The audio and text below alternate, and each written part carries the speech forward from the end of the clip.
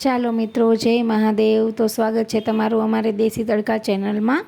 તો આજે આપણે બનાવીશું ગાંઠિયાનું શાક, જેમાં આપણે લઈશું 2 ચમચા તેલ।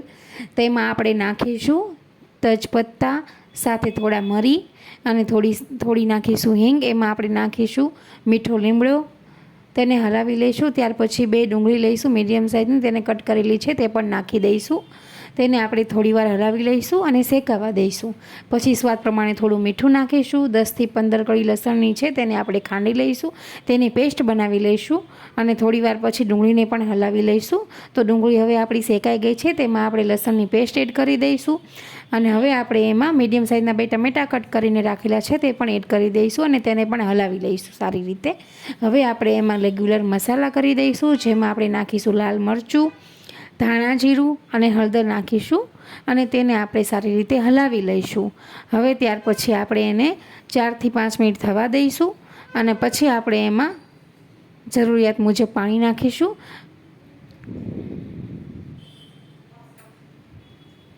હવે આપણો મસાલો પાકી ગયો છે, તો મેં એમાં 2 ગ્લાસ જેટલું પાણી એડ કર્યું છે અને આપણે 4 થી 5 મિનિટ સુધી થવા દઈશું।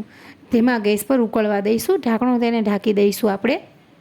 હવે પછી ઢાંકણું ખોલી અને ગેસ બંધ કરી દઈશું અને આપણે એમાં 1 વાટકી જેટલા ગાંઠિયા ઉમેરી દઈશું।